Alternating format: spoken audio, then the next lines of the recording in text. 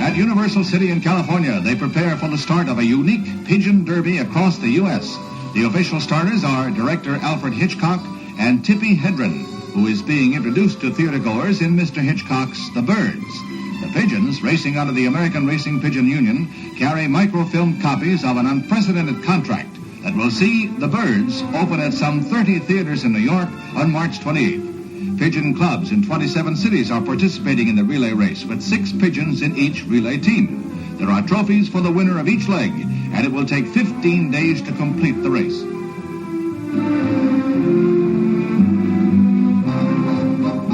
Pigeons are too slow for Mr. Hitchcock and Miss Hedren, who arrive in New York in a more conventional manner to prepare for the opening of the shock thriller based on the classic by Daphne du Maurier.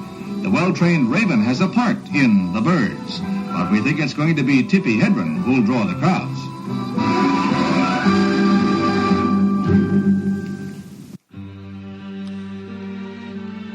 Welcome back to the show, everyone. Welcome back. How about that newsreel? That was a lot of fun. That was fun. We found that like a mere minutes before we hopped on this recording. That one came in clutch. We're ready for this. But listeners, I hope you're ready. My name's Pete. And I'm Scott. And these are the movies that made us gay. Absolutely. Happy Pride Month. Oh, yeah. Forgot to wish Happy Pride Month in our last episode. I mean, this is the queer-ass podcast. It is always Pride Month. It is always Pride Month on movies that made us gay. And what better of a time to do a Birds episode than Pride Month? I mean, we're going to explain exactly why we chose this movie.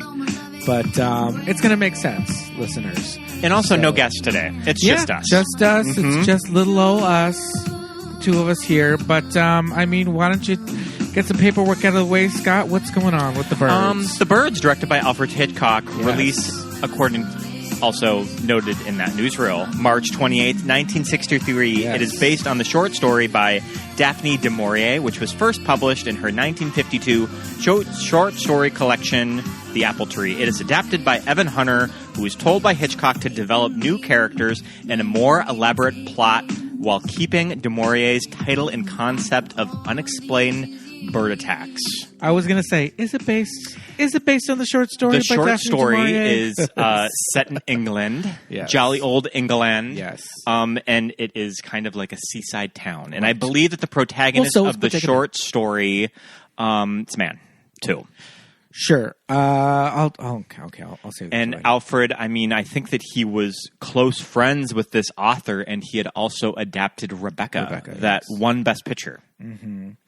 The only reference that I have for the source material is there is a podcast channel. If you do a little search, and it's called Lux Radio Theater. You love your radio dramas. Theater. It's an old timey radio drama because I'm a nerd. And the thing is that Lux was a brand of soap. It was bar soap. Oh, I thought you were going to say cigarettes. No, it was soap. Like Lucky. Yes. No. Like Lucky Strike. No. Lux was soap. It was bar soap. It was for your face. And so all the commercials are like, Lux brand soap. Like, clean your face with it. And so they would do these radio dramas. Okay. And they... my favorite, in which we own the vinyl of, is Sunset Boulevard. Yes. And they got Ms. Gloria Swanson and Mr. Bill Holden. Love it. To come in and do the radio drama in front of a live audience. To be in that live audience. Mm-hmm. And they did one of the Birds. If you go through the podcast and scroll and scroll and scroll, there's all these crazy movies or radio dramas, and a lot of them are movies. And they just adapted them with a radio script. Now listen to this. Okay. Sunset Boulevard and All About Eve are the screenplay that they condensed. Okay. They condensed to about an hour. Which is about right, because I think that those scripts just kind of read as a play. Play very well. It probably plays very well on the radio. Of course, All About Eve has no one from the movie because Bette Davis is not going to. Well, she would have gone and done a radio show if they paid her, but she didn't do this one. But anyway, so the Birds is there. So I was like, I'm going to listen to the Birds. It's the Daphne du Maurier Birds. Oh, interesting. It is not the movie. And I was like, what in the Sam Hill am I listening to? Who are these people? Where is Melanie Daniels? Where is Miss Melanie? Where is Rod Taylor? I mean, come on. But I listened to it on the train coming home. And Today? No. Okay. A while ago. And I have to say, zoned out a little bit. I was not all there for it. I think that I was just so like, well, this is weird. That I kind of just started looking off into the distance. But maybe Hitch was onto something by taking the premise and building new characters from just it. Keeping the title. Keeping the title. That's Bird so funny. attacks. Keep the title. Well, I mean, would you say this is an early When Animals Attack movie? I mean, that would later go on to inspire Spielberg with Jaws or Joe Dante and Piranha. And the superior movie to all of those, Birdemic, Shock and Awe. I mean, Birdemic, Shock and Awe has a lot to owe to the birds. I mean, clearly, obviously, there's like you think zero chill with that one. But okay, so I love this movie.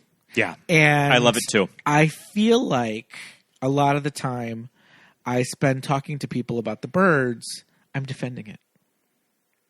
Interesting. Okay. I think when I usually talk about the birds, people are just like, it's like this quote in Weird Science that Wyatt says when they're watching The Bride of Frankenstein, and Wyatt tells Gary, he goes, "This is actually more funny than scary," and he goes, "Campy." I believe the word is campy, and that was the first time I ever knew what that meant. But that's what I get when I say like, "Oh, I love the birds." People are like, but it's fun. It's not scary. It's like funny. Like, I always laugh. I would kind of disagree. I think the last 20 minutes of this movie are fucking harrowing. This movie's scary as shit. Yeah. And the thing is, these famous Alfred Hitchcock movies, the big famous ones that are in like the box set that we have, we're talking Psycho, Vertigo, North by Northwest, The Birds.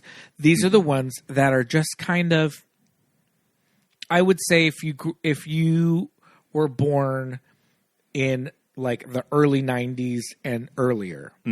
These movies are just kind of like baked into like our cultural DNA. Do you remember if you watch movies? Sure. You know these movies. Do you remember when the Hitchcock box set came out in the 90s when they were, I mean, I think that VHSs had existed of all of these, but they just packaged them all together. I remember that set. Yes. And looking at it at like Suncoast or something and how expensive it was. If you've never seen North by Northwest, you've seen Cary Grant running in the cornfield with the plane shooting at him.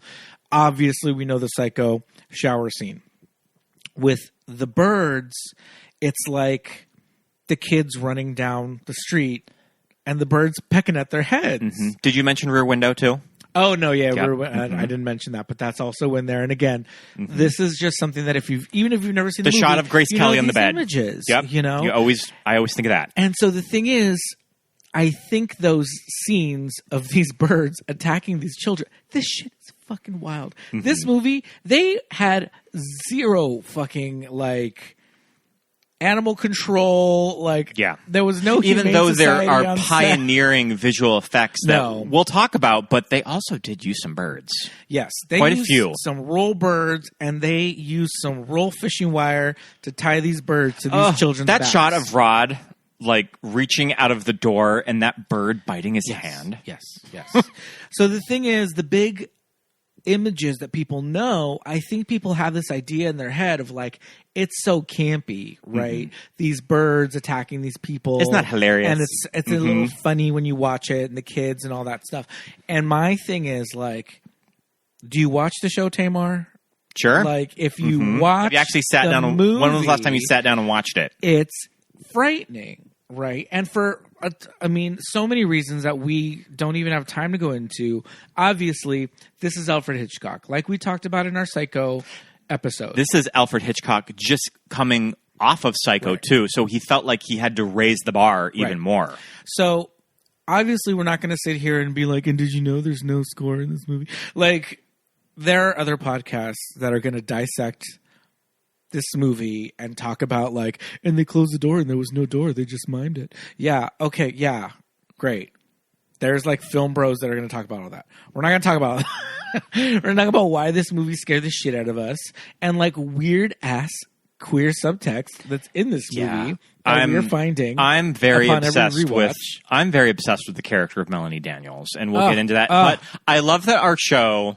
We have not done. This is our first technical Alfred Hitchcock movie because we have done a Psycho episode, but we did the Gus Van Sant Psycho episode. Yes. We're one of those podcasts. Exactly, and that's the thing. You know, there are a ton of college thesis papers out there on Alfred Hitchcock. There's so much written about it. There's entire documentaries on YouTube just movies. Videos, entire documentaries on a single scene. Mama, or there's an entire documentary on the shower scene. Yeah, on the shower scene, or the Truffaut and Hitchcock documentary, which is just about their conversations. Yes. Yeah. My Dinner with Andre. Mm-hmm. So it's like all that stuff is out there, right? This is not what this show is. It's never been what our show is. We're going to talk about why we love this movie.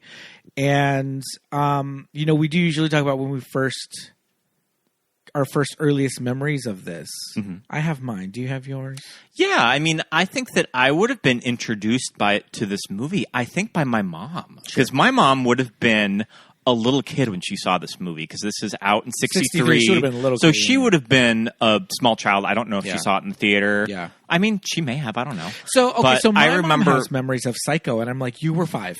Mm-hmm. So, no. But, yeah, they have again, it's just that thing that it's just baked into our DNA. We remember it. So, but yeah. So I remember my mom telling me that she thought this movie was scary when she was a kid. Yeah. And I remember, I think, just us watching it. Yeah. Just renting it from the video store. And this would have been early. I mean, this was probably the second Hitchcock movie that I remember watching, because, I mean, I would have been introduced to Psycho, and then I probably would have watched The Birds very shortly. Yeah. Mm-hmm.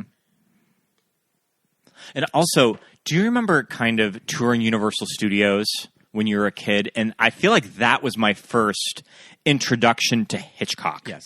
Yeah. Just kind of him as a director would have been through the studio tour. And to this day, they still drive by his old bungalow. Yep. That's got his silhouette, stenciled on the door outside. There's very cool studio shots in this movie where they're out on the lot. I mean, they shoot all around all around the lot in this movie. Are wild, and we'll talk about it. Okay, so I remember when Vertigo was remastered. Okay. And I want to say it was the late 90s. Mm-hmm. It was a big restoration effort for Vertigo, right? It was unavailable for many years. Did they put it in the theaters, or was it just a home video thing? They may have done it, probably. Yeah. I mean, you know what they probably did was it was probably on TCM. Yes. They probably put it on TV. Yes. So I went out, I bought the VHS, because this was right pre-DVD when they remastered Vertigo. There's all this footage on it. There's a whole feature-length documentary at the end of it. Mm-hmm. I was watching a little bit of it. The restoration of Vertigo. And okay. Oh, yeah. I thought no, not the Birds yet. I'm not there. The Birds documentary. No, okay, I'm not there mind. yet. Okay. So I get this. It's lovingly restored. I'm like, this movie's amazing. I fall in love with Vertigo. Here I was born. Here I died. Oh my God. Kim Novak, she's still alive. Novak. Yep. Killing it. Mm-hmm. That crazy makeup. She's like the Highlander of all of them now. The Tammy Brown eyebrows. Her and Ava Marie Sant. Yes. Mm-hmm. So I'm in love with it, right? I'm like, this is great. And then I start seeing, there's also little ads. You remember when you get a VHS and be like, other Hitchcock classics? I think that was for the VHS box set. Right.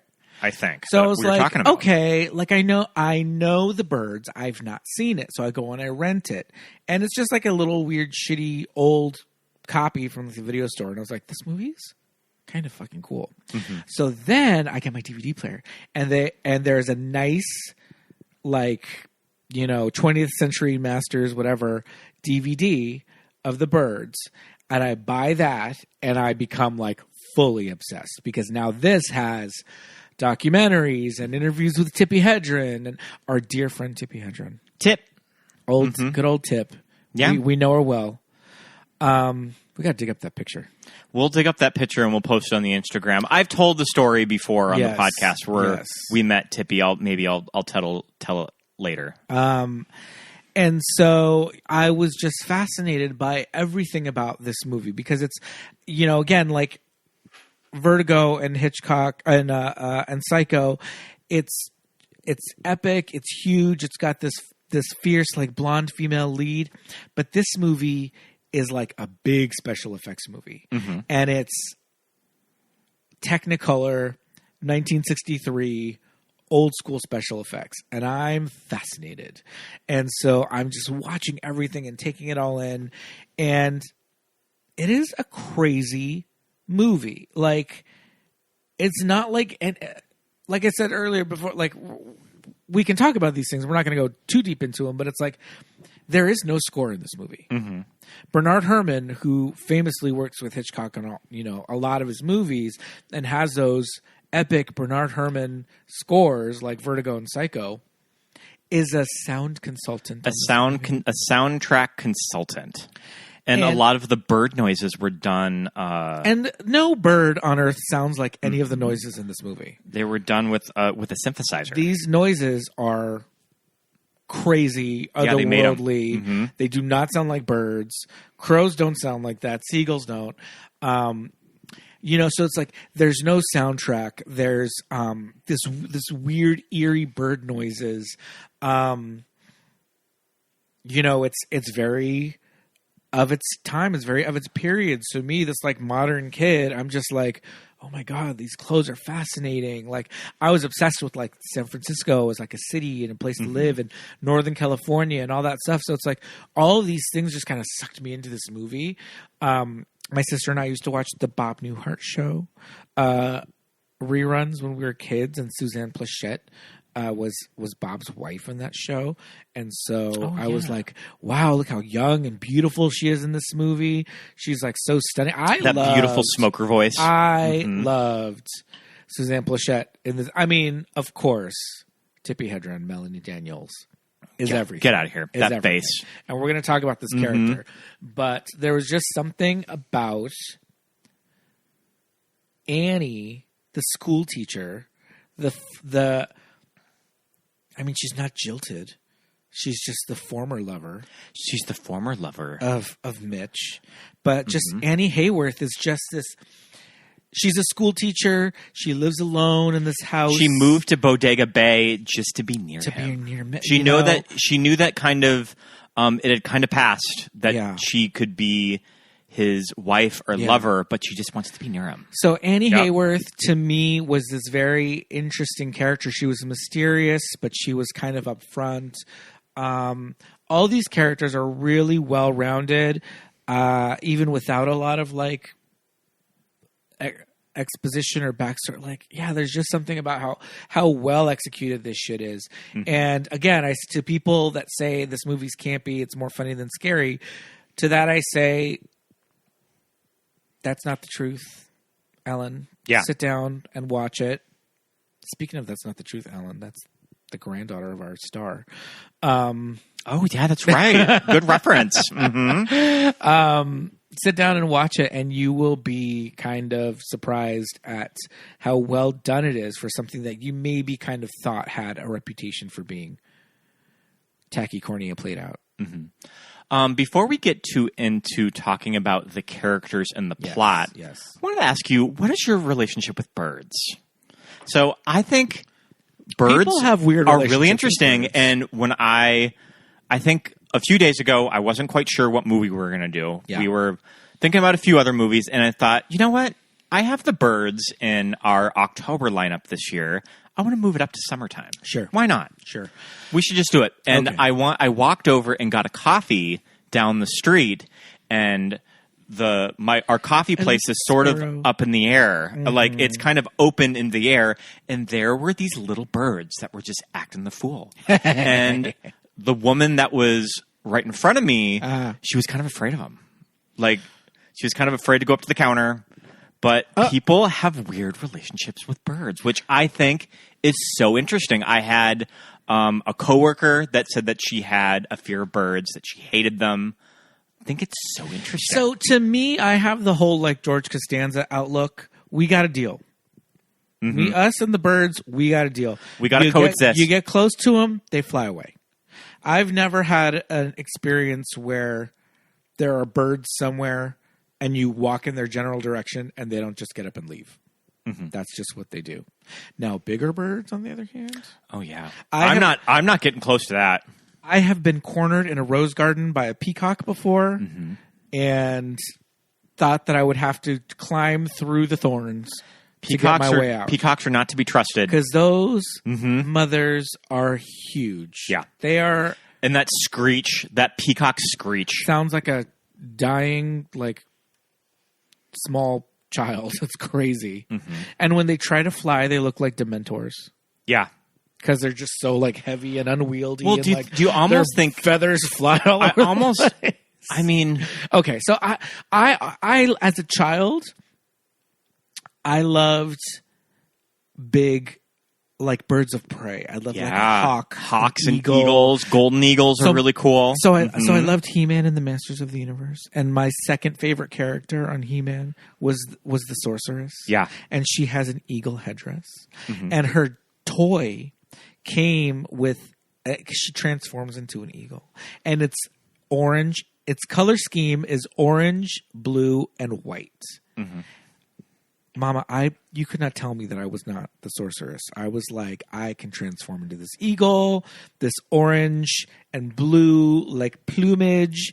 I loved it when like my sister and I would like be playing outside and she'd be like, what animal would you be if you could turn into any animal? And I was like, an eagle, of course. I could Have you ever seen birds like eagles or hawks up close? Hell to the no. I mean, I remember when I was a kid, and there would be assemblies. Yeah, and I feel like at one time a hawk was brought in. Yeah, and I mean maybe even like a bald eagle or something. And those birds are crazy when you see them up close. I remember, and they will fuck you up. I remember reading in like encyclopedias that like eagles' wingspans were like 6 feet or something, and I was like, no. That's crazy. No. Yeah, like a golden eagle. Yeah. Golden eagles are huge. Yeah. So like they're fascinating. I know that they are powerful and can like rip your entire body asunder. So I would probably be afraid of a bird of prey, but like a pigeon? Yeah. And like a woodpecker like on the street? I'm just like, get the fuck out of my way. I'm not like, I don't have like, oh my God, there's a bird, like it's going to peck my eyes out. No, fuck that. Like, I'm not afraid by any means. Like, certain things. Except for the bird. I would like to thank all my guests, but not the bird. Certain things I don't like, certain bugs. There are these like weird, like house, like centipedes that have really long legs. Fuck those. Centipedes are gross, though. Everyone hates centipedes. You know what I mean?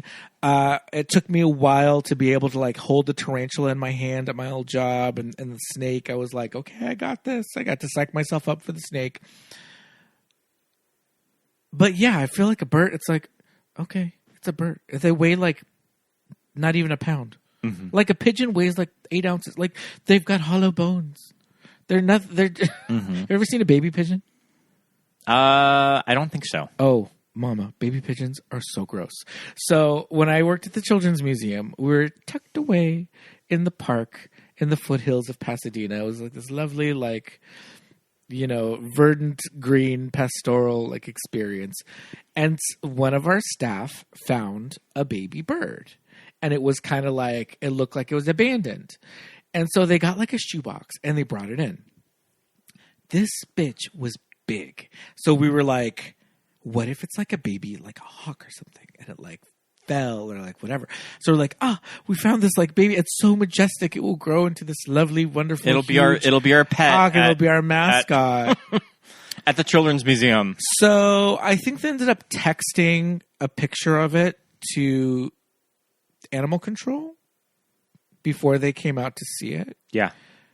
And they're like, Mama, that's a pigeon. They're like, that's a pigeon. That's a pigeon. It was, first of all, it was ugly as hell. Because it was like naked. And then when their feathers come out, they're just gross. Just Google a baby pigeon. It's not cute. But they're big. It was big. I was like, why are you so big? Like, it was pretty much the size of a pigeon, but like naked. It was weird. So long story short, I'm not afraid of them, but I don't like love them. Like if a pigeon got in the house, I'd be like, we got to move. I mean, I remember birds getting loose in our house a lot because we lived in the country on a hill, so we always just sort of got birds hanging out, and my mom always had a bird feeder. I mean, that's the thing, is that when you hit a certain age, I feel like it's a prerequisite that you just turn into a bird watcher. Yeah. Mm-hmm. Well, I mean, that's the other thing. Birding is fucking cool because there's so many different types of actual birds. My favorite character in this movie is like a bird expert. The bird lady. Mm-hmm. The bird lady in the cafe. When I first realized that, like, there were just, because I want to talk about, like, I'm a city kid. So it's like I saw pigeons, I saw seagulls, and I saw little, like, brown sparrows, right? We always had a bird book, too. But when I realized that, like, there's just woodpeckers out there, I was like, this ain't like... They used to peck on our house. This ain't the fields of, like, Canada. What the hell? I just thought woodpeckers were for, like, Yosemite or something. But I was like, oh, that's a fucking woody-ass woodpecker. Red, little... Just like the cartoon? Mohawk crest. Just like the cartoon. He didn't have blue feathers. He has black feathers. But I was like, I'll be damned if that's not a woodpecker. Pecking away out there. Love it. Crows I love. Crows are cool. A big crow or a raven. There's a big discussion in this movie of what the difference is between a crow and a raven, too. Is there a difference? Yes, Daddy, there's a difference. I think they're fascinating because they're supposed to be really smart. I always think, like, birds are dumb because they're always just, like, looking off in different directions and, like, their eyes are on different sides of their head. And, like, I don't know. They just look dumb to me. But I don't think so. I think they're very smart. All right. Well, here's another question. What about bird pet owners? Weird. So a good kidding. friend of mine in high school that I told you about, that when we were watching Yellow Jackets, Christina Ricci's bird, Misty's bird, Caligula is an African gray, and Claire had an African gray in her house. And Griffin would just wander around the house. They didn't really have Griffin in a cage. He would just kind of cruise around, and you could not touch Griffin if you were not Claire or either Lois and Jeff, her parents. Like, you could not touch that bird. Not Lois and Jeff. I feel like if you have a parrot, a bird that size, it should be free. I feel like a bird cage is like... Why does the cage bird sing? I know why a cage bird sings. That's crazy. That's so small. Yeah, I feel like the bird... Like, I wouldn't want to live my life in, like, a room the size of an elevator. Especially if I had the ability to fly. Yeah, my great uncle Louis had a parrot. I don't remember what kind it was, but it talked. My dad's cousin had... Louis, shut up. My dad's cousin had one of those big... What animal was David Archuleta on The Masked Singer? He was some kind of a parrot. A macaw. A macaw. Yeah, my dad's cousin had a macaw, and it was very cool looking. Yes, yes. But, the big gag of this movie is that, like... There is no explanation. No. And do you think modern audiences, if this movie was never made and a modern retelling exactly with this, like, storyline, people would lose their fucking Would you have to have, like, characters... People would lose their minds. You would have to have scientist characters, like in Twister, trying to figure out why the birds are mad. Yes. I mean, it's because the main characters are horny. I think that's, like, essentially what it is. And that's what's really clever about this story, is that it's structured like an early 60s screwball comedy.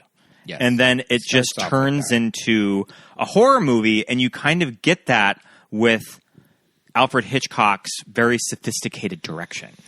Of that, it starts out with the Hollywood meet cute, and then about over 30 minutes in, Mel gets her head, like, dive bombed by that bird. Yes.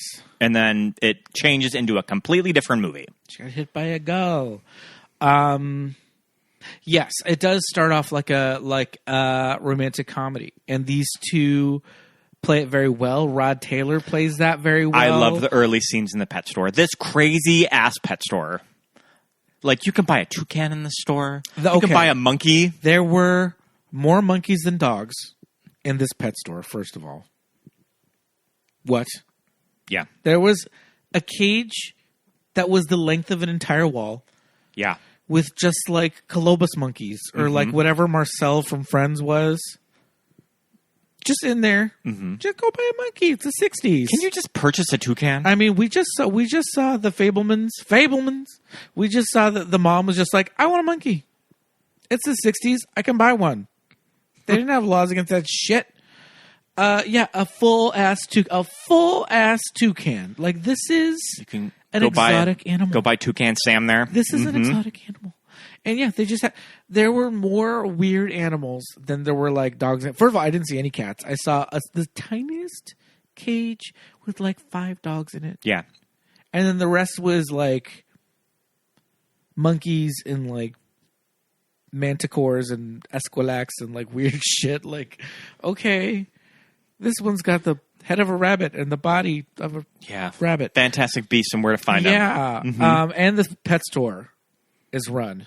She's run by Mrs. Inch from The Parent Trap. I love this actress. They said they'd be here by 3:00. Oh my God, she's the best. She is like that quintessential, like mid-century busybody old lady. Busybody old lady. Oh my God. And there's kind of characters like that in a lot of Alfred Hitchcock's movies too. I mean, do you think his daughter just wasn't available? Pat, she could have played this role. He was definitely. He was flirting with you. She could have been the pet shop proprietress. But yeah, this scene is very cute. It sets up their characters. You know, Mitch is a lawyer. He lives in San Francisco. I think it's kind of a pretty cool move that Melanie plays it that she works there. Oh yeah, it's great. It's great. It's great. You know what I love about Melanie Daniels and what we find out about her? She's a socialite. Yes. She's a socialite. She's got a bad reputation. She has a bad reputation, but she also says that she has numerous jobs too. So she does work. Well, she works the way like Kourtney Kardashian works. Yeah. Like, girl, you ain't got no job. Like the name is the business. But it's interesting because when I first saw this movie in like the late 90s and early 2000s, socialites were starting to become popular. There hadn't really been famous socialites in the late 80s or through the 90s. Since Pia Zadora, there like people were famous for being pop stars or actors or whatever. There hadn't really been famous socialites until like the Hiltons, really. Yeah. Right. And so I was like, okay, I think I get it.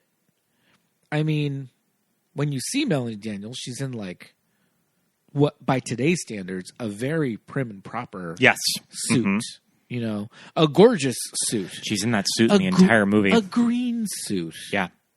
It's like sort of minty green. Which done by Edith Head, according to the credits. Yeah, she did Tippi Hedren's costumes only. She didn't costume the entire movie. She just did Tippi Hedren's costume.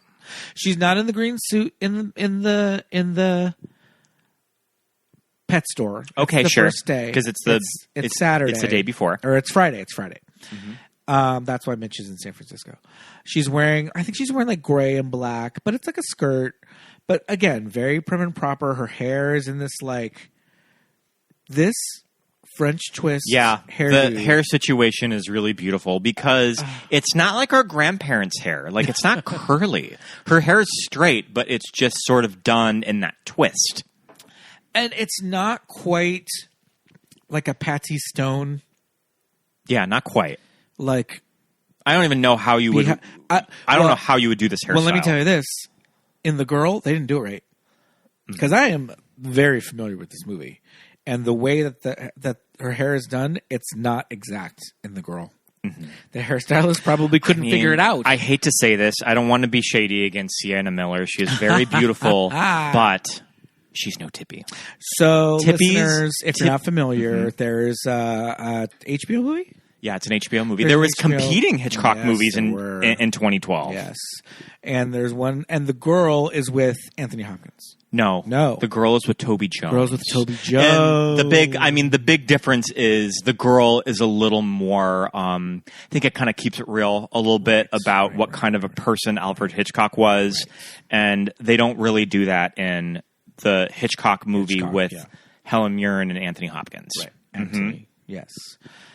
I mean, side note, tangent, there have been numerous reports from various women, mostly under Alfred Hitchcock's employ, stating that he had very sexist practices, including Tippi herself, Hedren, and I think that Rod Sterling even, Rod Taylor even kind of vouched for it too, right?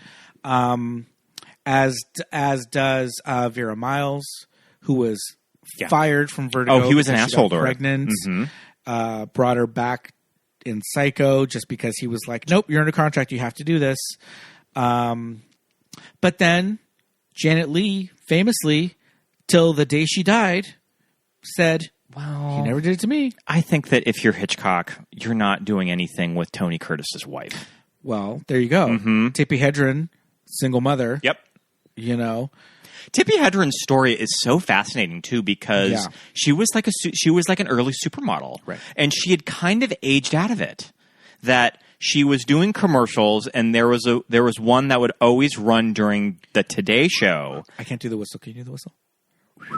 A wolf whistle? Yeah, I mean, yeah, and it's her character introduction to this movie. That's sort of a little wink at that. Yes, and I think as the story goes, either producers at Universal or Hitchcock saw her commercials during the commercials for the Today Show, and they brought her in for a screen test to sign her. Yes. And when she said that, when she went in, she just assumed that it was going to be for television.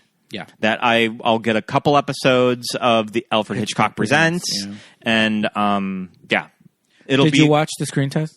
I did not watch the screen test, but I know that she did multiple roles, like female roles in Hitchcock movies. And she is acting against Martin Balsam. Yeah. From Psycho. And St. Elmo's Fire. He's Arbogast, right? Arbogast, yeah. Craggy old Martin Balsam. The screen tests are interesting. It's like in front of a roaring fire. And it's just her in like gowns. And I think that Hitchcock and his wife were very hands-on with these screen tests, which is so interesting, too. I mean, something that you do not really see today over something like that, like courting an actress, and they offered her the birds. Yeah. Well, another thing about Tippi Hedren was that she was a former model. She is a mother. She has had, at this point, her daughter, Melanie Griffith, was toddler, maybe 4 or 5 years old, and Tippi was 33. Yeah, and Universal said that is too old. You are 27 to be a new star. When you look at the poster, according to the press release, you are in your late 20s. When you look at the poster for the birds, it's cool because it's, first of all, it's her just screaming in terror with all these birds flying at her. There's Alfred Hitchcock, full body, on one side. And then in the bottom corner, it's like a little Polaroid kind of thing. And it's Tippi with this like little Marilyn Monroe haircut. And it says, a fascinating new personality. And it's like, just so you know that this girl in this movie is brand new. And it's also, I mean, there's the term the Hitchcock Blonde. She was his ideal leading lady. And to be an ingenue, a fascinating new personality, I mean, by today's standards, a 33-year-old woman to be like the new girl on the block. How the hell old was Emma Stone when she won Best Actress? I think she was like... Do you know what I mean? Just over 25, I think. Yeah. Yeah. 33. I mean, also, Jennifer Lawrence, I think, won for Silver Linings Playbook, and she was 20, I think. So it's like things have not changed at all. I think that really has been a hindrance to people like Naomi Watts. Yeah. You know, Jessica Chastain famously is like, who knows how old Jessica Chastain is? Yeah. Maybe she's 45. I love a good debated birthday on IMDb. She's 36. Mm-hmm. We don't know. I mean, I think a lot of just sort of trying to find the girl, the Hitchcock Blonde, was Grace Kelly leaving Hollywood. Right. That I think that she was the bankable star that they gave the Oscar to, and she just kind of pieced out and married a prince. Yeah. Mm-hmm. Yeah. So, but I mean, Tippi Hedren is a fascinating character as a person. Her life has been crazy. But I mean, if you want to read up about all of her animal activism that maybe started with this movie, sure. Maybe, but has gone into like big cats and her Shambhala preserve and all of that. Scott and I and our friend Marlene, friend of the pod, have always been fascinated by Shambhala. We never got. I mean, did we miss our opportunity to go to Shambhala? I don't think that they're doing tours anymore. I think that something probably still exists out there. Yeah. That has the big cats, but I don't think that you can do tours anymore. Yeah, the preserve is still there. Okay. But I mean, Tippi at this point is 93. So I'll just tell the story. I know that there is a past episode where I've told it, but we were going to the first year of Stan Lee's Kamikaze. Yes. And I feel like we specifically went there. Which is now called Stanley's Comic-Con. Stanley's Comic-Con. And I feel like we specifically went there to meet Tippi Hedren. Yeah. Because we saw that she was going to be there. And Elvira. We were like, Tippi and Elvira are going to be there. That's good enough. We're making the pilgrimage to the convention center because we both want to meet Tippi. Yes. I feel like, I mean, of course, like, there was Cassandra. Yeah. But I know a big part of me wanting to go there was to meet Tippi. Absolutely. And I remember walking up to her table. I got out my cash. And I had to interrupt. Her handler had to interrupt a conversation that she was having in the next booth with Morgan Fairchild. Yes. That just those two just doing small talk. Yeah. At this they were at deep this convention. In conversation. Yep. I don't know if it was small talk. They probably go way back. They've known each other for decades. And this is a booth at a Stanley's Kamikaze in its first year was touted as a pop culture convention. Yeah, it was kind of a little bit of everything. It wasn't just comic books. It wasn't just sci-fi. It was pop culture. So Morgan Fairchild has a booth. Tippi Hedren has a booth. And, you know, these women are icons. And they're, you know, to get an autograph from them, you have to buy the 8x10, which we gladly did. Yeah. You know, we're like, okay, we got to buy the $40 8x10? Sure. We want this one. We brought our DVD, but I feel like we were too scared to ask. Yeah. I think we were just holding it like. But yeah, I remember when we were talking to her of just sort of hello, like it's nice to meet you, Tippi. Yeah. And I think that it was you. She had brochures for Shambhala. She had brochures, all over the place. and we took them all too.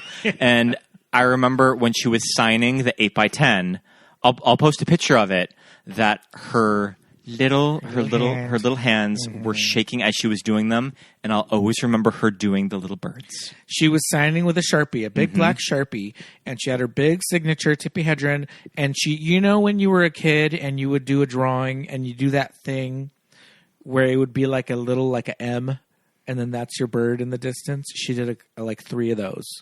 Yeah. And we saw it and we were like, I saw it and I died. Oh my God. And then I think that it was you that noticed. It was me. That noticed the pin. It was me. The pin that Alfred and Alma, right? Alma was his wife. Yeah, Alma.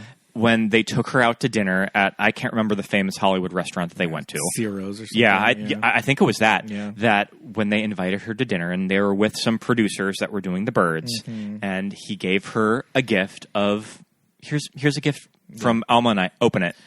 Yeah. And it was a bird pin. It's like a brooch. It's a brooch. Gold, and it's these gold birds with little diamonds. And that was when they offered her the lead role of the birds. Yeah. And when you said, Miss Hedren, is that the pin that Hitchcock gave you? And she said, why, yes, it is. And she like tapped it with her little index finger. She said, yes, it is. And she tapped it. And I was like, dead. I got you, girl. Which I always kind of wonder if people clock that. Right. I mean, I'm sure that people do, but I like to think that she was impressed.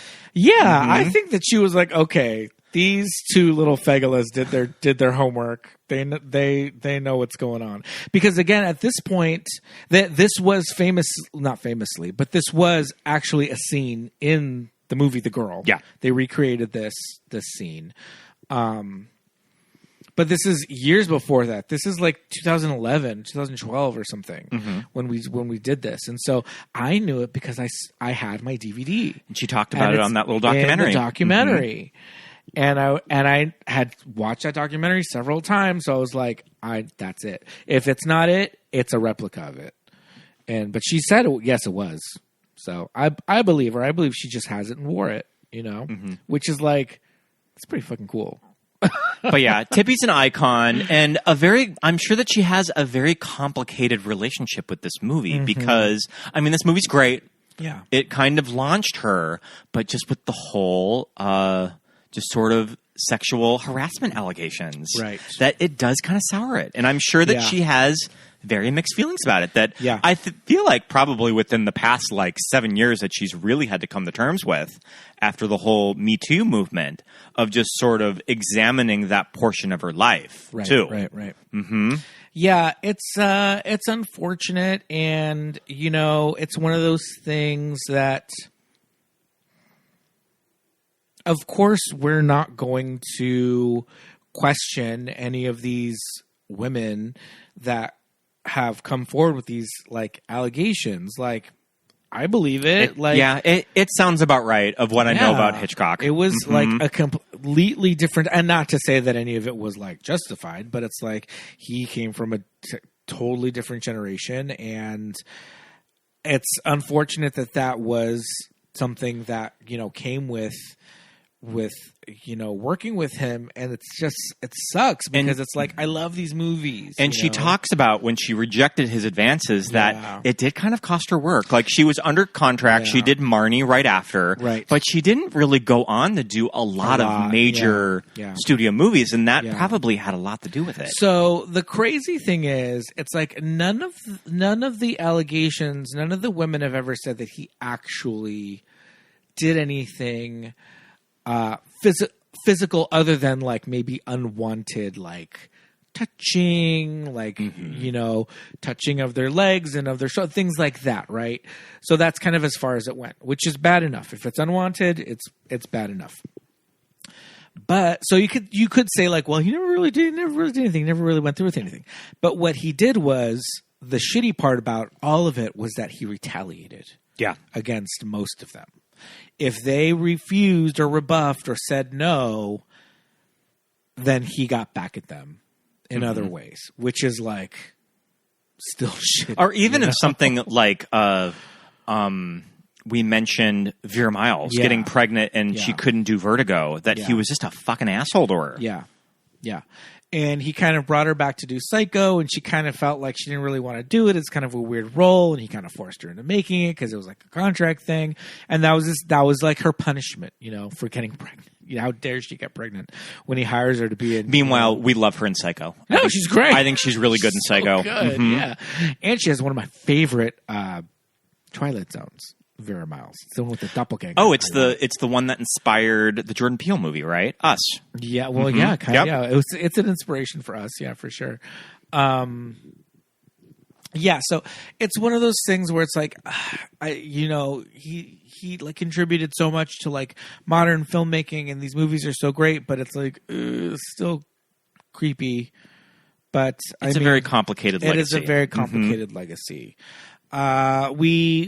Like we said, we were able to speak to Tippi Hedren very, very, very briefly, but we're totally on her side. Like, we love her work in this.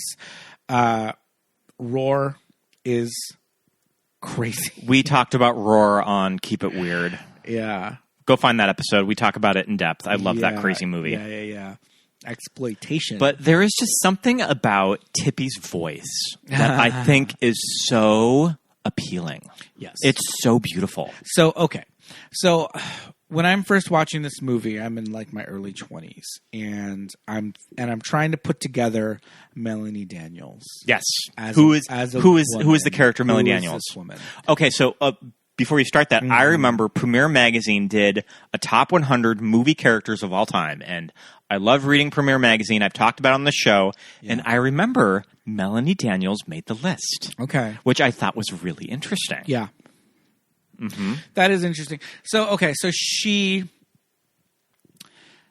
we learn that she's a socialite, that she shows up in gossip columns, that she was recently in Rome, and the gossip columns have said that she was found in Rome. She jumped into a fountain. She jumped into a fountain naked in Rome. And now she's back in San Francisco. And Mitch recognized her because Mitch is a lawyer, and he recognizes her from court because she was going to court over a broken window, some sort of damaged property. And so we get to know that she's a party girl. She's a party girl and has a reputation of being a prankster. Yes. Which we kind of see in the first act of the movie. Absolutely. We find out that her father is kind of a big shot at the local newspaper. She has contacts at the local newspaper. She's able to call someone and run a license plate.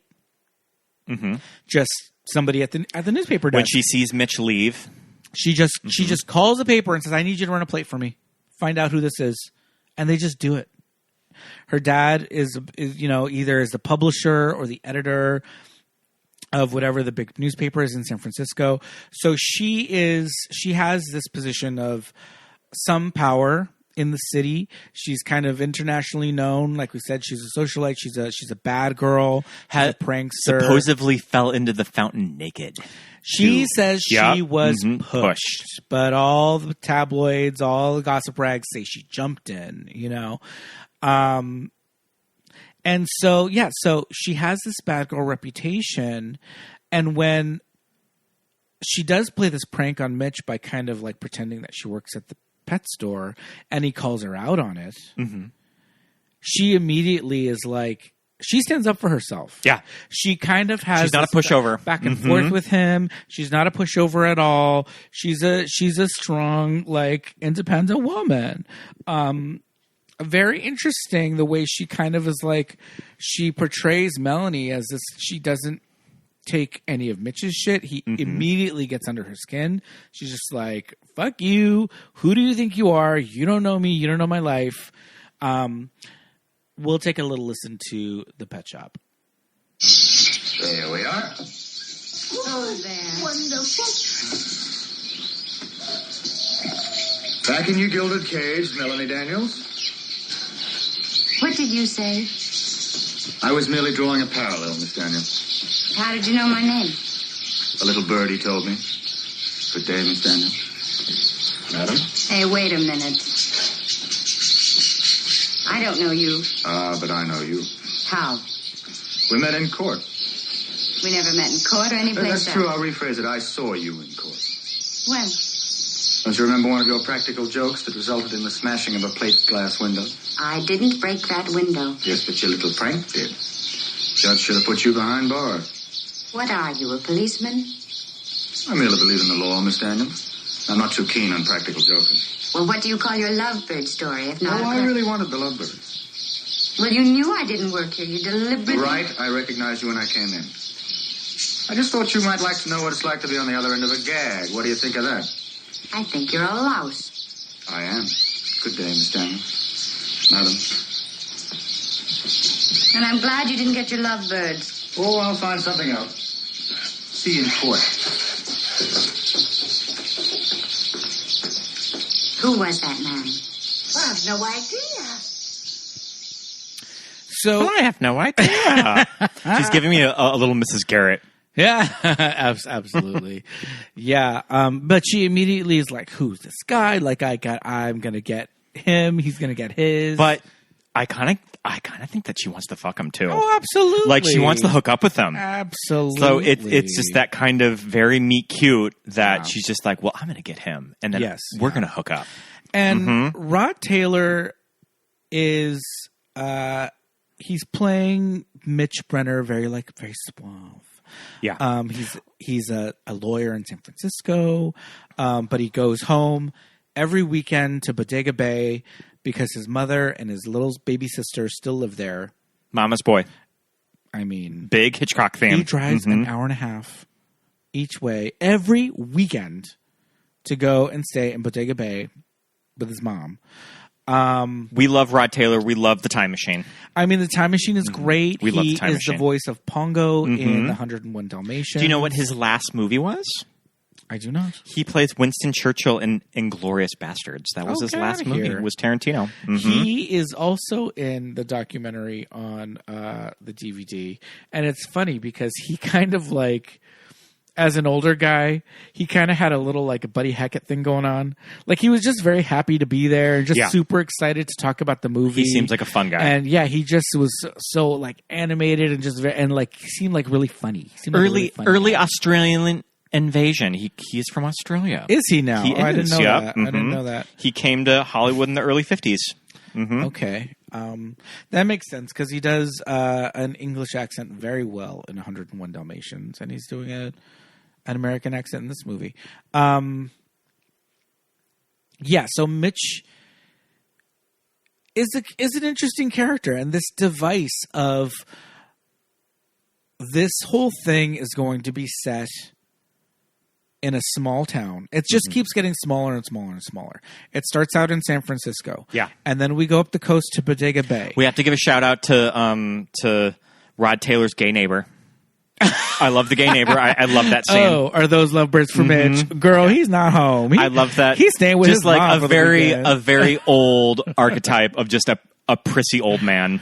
Girl, I wouldn't leave those birds there if I was you. He's not coming home till Monday. I love that character. Oh my God, he's the best. And okay, so here's the thing of I think a big reason why we're picking this movie is that I feel like Melanie Daniels in this movie, especially is when she's going up the coast to Bodega Bay, she's kind of a gay man. Like I almost think that young gays in the 60s who weren't out. Oh, you took what you saw them. You took what you can They get. saw themselves as Melanie.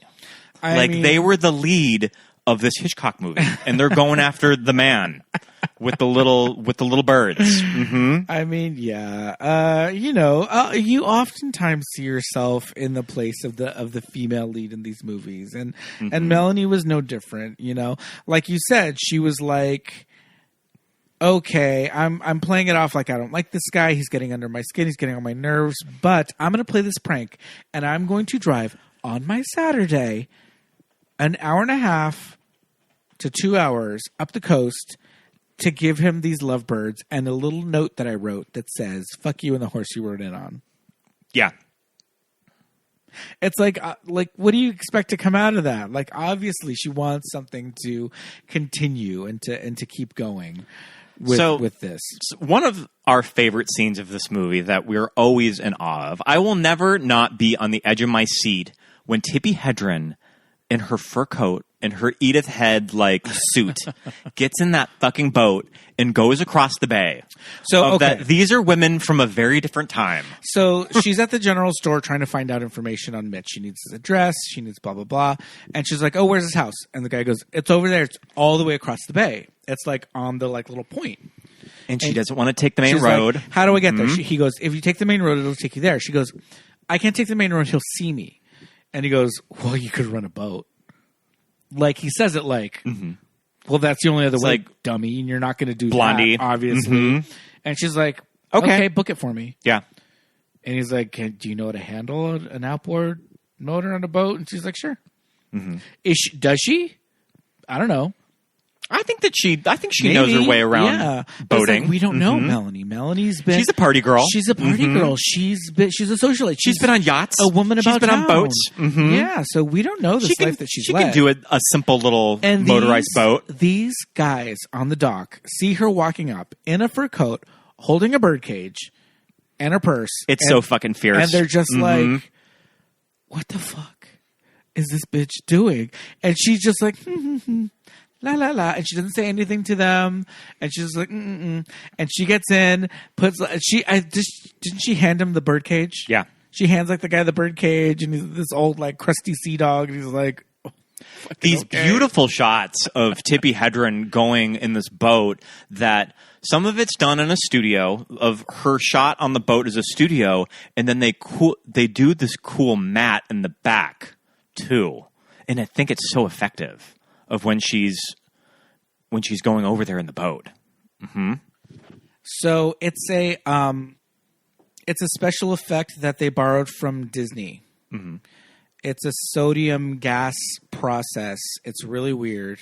So blue screen technology at the time was very early stages, and it was all done in camera, obviously. And it usually didn't look that good. There's no computer, so it was not really a chroma key.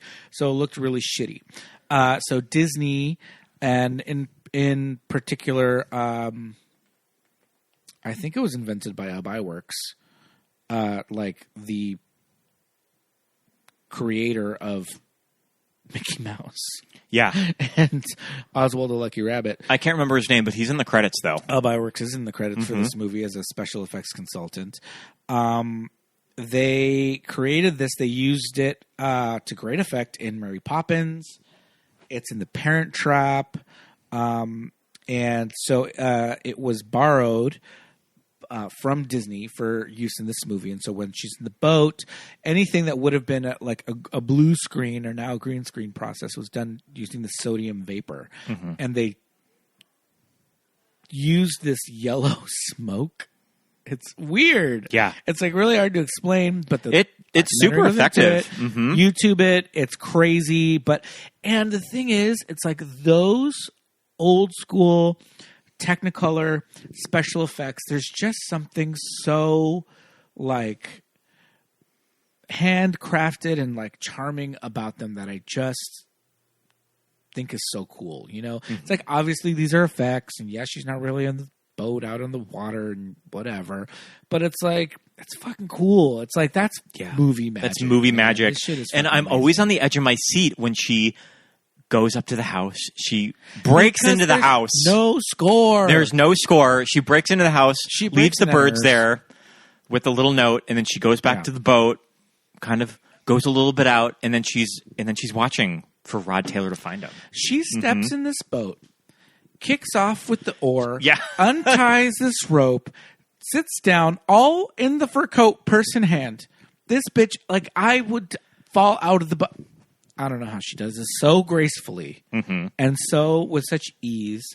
Waiting for Rod Taylor. She like is sitting in the middle of this bay in this tiny little rickety boat, and just seeing him, this little teeny Rod Taylor from across this wide shot, and he's running back and forth and inside the house and all. Goes and gets the binoculars, and right before she's nosedived by the seagull, she sees him get in his truck and meet her on the other side, and there's this look on her face of I got him. And when she's in the boat coming back, she has this look on her face like, what?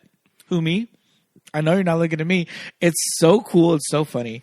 Okay, so the bird like dive bombs her, and it's like crazy and weird and out of nowhere. It's like, okay, this is crazy in-camera effect that they did too. Yeah. That like it was bird. Blowing air.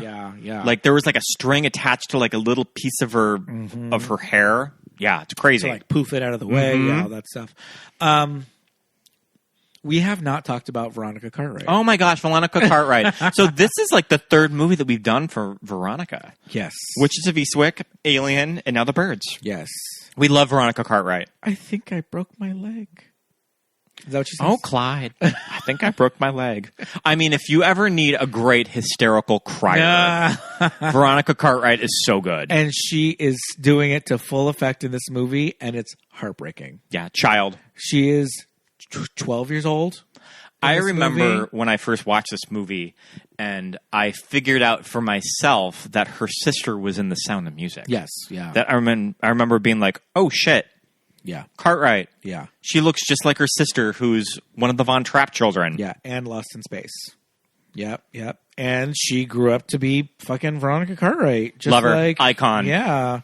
Great character actress. Yeah, she's so good. She's so good in this. Like I said, she's heartbreaking. She just falls in love with Melanie immediately. She's like, oh, you brought me these lovebirds. I love them. Because who wouldn't fall in love with Melanie? I mean, come on. Yeah. And she's this glamorous woman from the city. And she's like, oh, you're friends with Mitch, eh? Like, I know what that means. Like, you're going to be his girlfriend. So you're going to come around and maybe bring me presents. Do we want to talk a little bit about the Jessica Tandy role? Mother Dearest. Mumsy. The way that he calls her darling, so much in this movie. It's not quite weird like Norman Bates territory, but yeah. But Mama's boy. He calls her darling. He calls her dear. He's just like, oh, no, dear. Like, no, dear. Come on, come with me, dear. That's like an old as the hill gay. I think, gay stereotype is being a mama's boy. Well, yeah. Mm-hmm. Yeah. Yeah. Jessica Tandy, very beautiful in this movie. Yeah. But I was like, she looks old. She looks old in this movie. She looks old in the 60s. And she won an Oscar in 1989 for Driving Miss Daisy, and she was old in that movie. Almost 30 years later, but she was old in Driving Miss Daisy. But I mean, even in this 1963. And she looks young and beautiful, and her eyes are bright, and she does have a little, like, Mrs. Cunningham hairdo. Sure. It's a little old-fashioned, but I mean, I think that's the character. Older, kind of a woman in her 50s and the 60s, too. And she's giving rural mid-Atlantic accent, like practically an English accent. Yeah. I think she's just doing, like, Jessica Tandy English accent voice. Lydia. I think this character of Lydia is fascinating. She is wary of Melanie, but it's not like that. Is she jealous of Melanie? Well, I mean, she had a very similar relationship with Annie. With Annie too. Of that, it's not that she hated Annie, but she didn't want Annie to take away Mitch. Mm-hmm. What about Mitch? Didn't he have anything to say about this? Well, I can understand his position. He'd just been through a lot with Lydia after his father died. He didn't want to risk going through it all again. Oh, I see. So it ended. And not right then, of course. We went back to San Francisco, saw each other now and then, but we both knew it was over. And what are you doing here in Bodega Bay? I wanted to be near Mitch. Oh, it was over and done with, and I knew it, but I still wanted to be near him. You see, I still like him a hell of a lot. And I don't want to lose that friendship. Ever. Yeah, Annie is a great character. Mm-hmm. All the women in this movie are so mysterious. It gives you just enough information, too. It doesn't give you everything. Yeah. Mm-hmm. Lydia is a mystery, but Annie says it herself. She's like, she didn't like me. She wasn't jealous of what I could give to Mitch, but she was jealous of what I might take away from her, something like that. Mm-hmm. And then she says, once it ended, now we're good friends. Yeah. And so the way she is just mad dogging Melanie the entire movie. Yeah. Just mad dogging it. She does not take her eyes off Melanie when they're in the same room. She's just mad dogging her the whole time. I mean, I think that it says a lot about the creation of the story and the characters that we really haven't really talked a lot about the birds. That this is all just kind of the human subplots of this movie that are really interesting. And the thing about the birds, like I was saying before, it starts off on this big level. It starts off in San Francisco and it gets smaller and smaller. And famously, this movie ends with one family in one house. Yeah. And, this was credited by M. Night Shyamalan as a big reference for Signs. Mm-hmm. The big final showdown just being the family in the house, and it's like this huge thing that's going on because we've seen the birds attacking Bodega Bay. We've seen this huge like explosions and car crashes and fires and all this stuff. So we know this has to be going on all over the town. But the end of the movie doesn't show us any of that. Mm-hmm. It just shows Mitch and Lydia and Melanie and the daughter. Yeah. Kathy. Mm-hmm. And it just keeps getting smaller and smaller and smaller. And so it's just this character study of these people that are thrown into this like wild situation that there's no explanation for, and how they deal with it. And all of them have PTSD by the end of it. Oh yeah. It's going to be a lot of therapy for Melanie at the end of this movie. Yeah. And Kathy. Kathy saw Annie get pecked to death in front of her very eyes. Oh, my gosh. She pushed me inside the house. I forget that Annie dies, too. Yeah. I forget in rewatches that she pushed me inside the house. She doesn't make it. Mm-hmm. Oh, my God. Yeah, I mean, the big bird set pieces of this movie are frightening. Yeah. I mean, all of the kids running away from the school that, I mean, probably scarred an entire generation of children for life that are around my parents' age. And I'm telling you, at Kathy's birthday party, when there's like one of the first big attacks. And the birds on that little girl. They tied those birds to those children. This shit is wild. Like, these kids have big-ass seagulls on their backs, like, pecking at them and stuff. And then later on in the movie, there's these close-ups of their hands, and the birds, like, biting their hands, and I'm just watching, like, ooh. It's too much. I love that shot of, it's been right after the birthday party. They're at the school. Yeah. And Melanie is going to go get the playground, the monkey bars? And she walks outside and she looks at the monkey bars. I mean, that's like the editing masterpiece of the movie. That's the how that scene is cut. Thing where it starts off wide, and it gets closer and closer. It cuts away, cuts back, cuts away, cuts back, closer and closer and closer until it's this extreme close up of Melanie smoking the cigarette. Because boy, do these people smoke in this movie! They are smoking the night away, and it's cutting back and forth. And every time it cuts to the birds, there's more and more birds on the thing. And every time it cuts to Melanie, it's closer. And the whole time, all you hear are the kids in the classroom singing like Teddy Bear Picnic or something. And it's like, I don't think it's Teddy Bear Picnic, but it's pretty close though. It's in the Sing Songbook. Buttons and Bows. It's like Buttons and Bows or something. Yeah. But it's children singing, which is unsettling. But yeah, I mean, it's just children singing anything is unsettling. It scenes like that, like, get out of here. It's just like, I mean, that scene's great. Yeah. And then she just sees these fucking birds and is just like, oh shit, and goes inside the schoolhouse.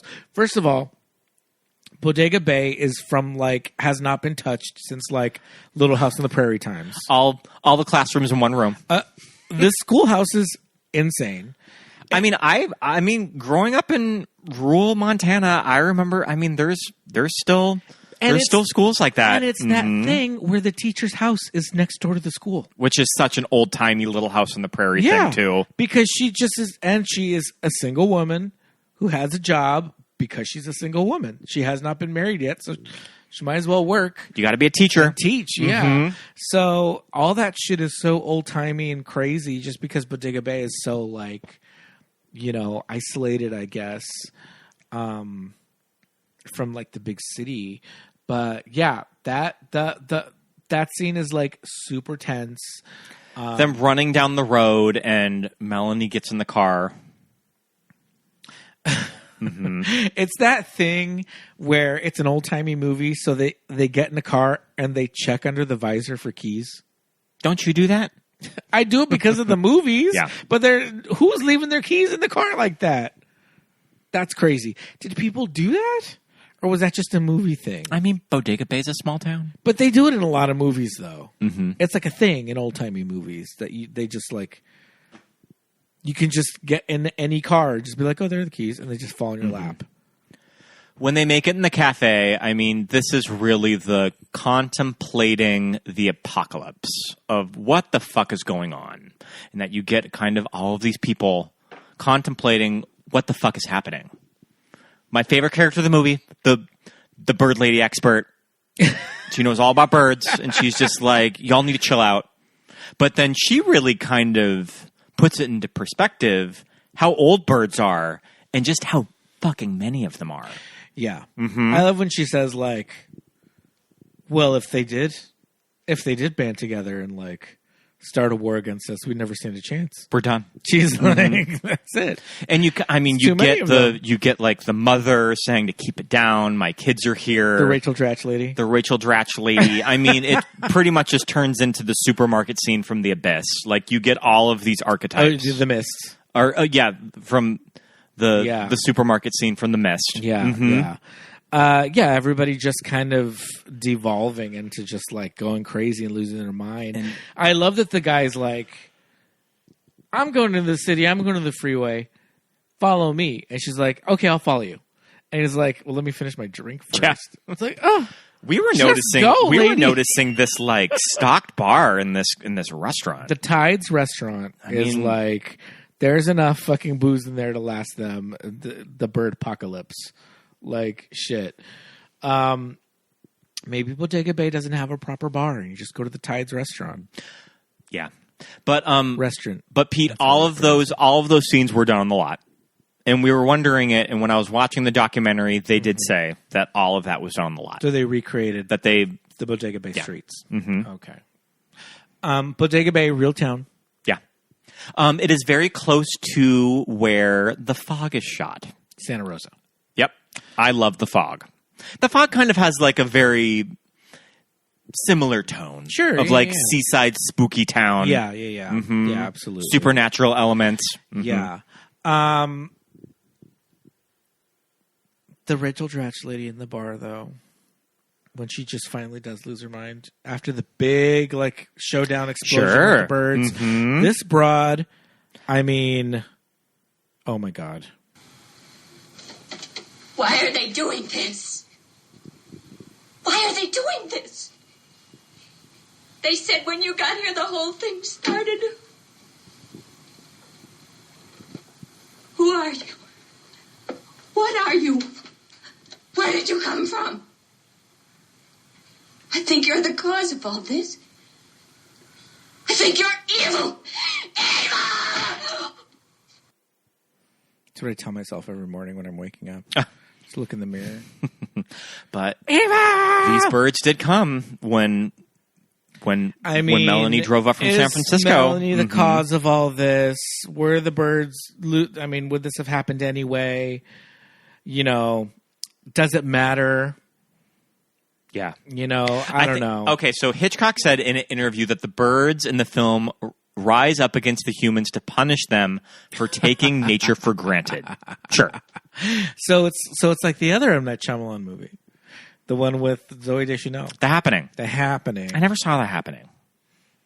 I never saw The Happening either. It's like, but The Happening is like weird nature stuff. I don't know. It's the trees. The trees. The trees were getting back at us for taking nature for granted, and it made everybody kill themselves. I mean, are you familiar with the events that were the partial inspiration behind this movie? So this movie was partly inspired by the true events of a mass bird attack in the seaside town of... a seaside town in California in the early 60s where all of these birds went apeshit and started dive bombing houses, crashing into cars, and spewing half-digested anchovies on the lawns. And supposedly the explanation was toxic algae that they were eating. That it fucked with their brains and made them all crazy. Okay. But yeah, that happened in a little seaside town in California in the early 60s. Ew. Mm-hmm. Just vomiting all over everybody. Yeah. Gross. Fucking up cars and stuff. That's the thing. Birds are gross. That is the one thing. I'm maybe not afraid of them, but they're pretty fucking disgusting. Mm-hmm. Like... They just poop. The whole poop situation is weird. They just poop. They can't control it. Because they just poop. They can't control it. Mm-hmm. And also they don't pee. Sure. Everything's in the poop. It's all together. Yep. It's in the cloaca. And the whole cloaca thing, gross. And it's also... You know who else has cloacas? Lizards. Oh, okay. Birds and lizards, same shit. So you'll be holding like a little bearded dragon on your shoulder, and then they'll just poop on you. When the bearded dragon poops, you don't want to be around. You better watch out. Is it smelly? It's like a big seagull poop. Yeah, it's exactly what it is. It's fucking disgusting. It's stinky, and it's a lot because lizards. They have to retain their like water, you know, so they poop like once a week, and it's just like a big, weak poop. Mm-hmm. Yeah. So birds and lizards very close. You know who taught me that? My dear friend Alan Grant. Sure. I mean that's a big thing. It's true. But yeah, birds are fucking gross, and their poop smells and they have lice. I mean, when you get a close-up of a bird, I mean, it's pretty much like a walking dinosaur. Yes, especially when they don't have their feathers. Have you seen that picture of the inside of a penguin's beak and their like row of teeth?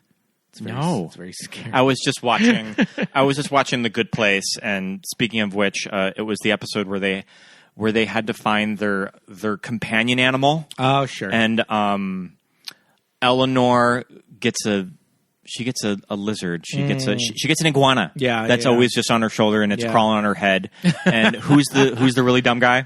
Oh yeah, Jason. Jason, he really wants to, because they have mystical animals, and he's like, wow, I can finally see a penguin. And that like Jason delivery that Jason just assumes that he doesn't know that they're real. He just assumes that I never knew that penguins don't exist. That's a thing.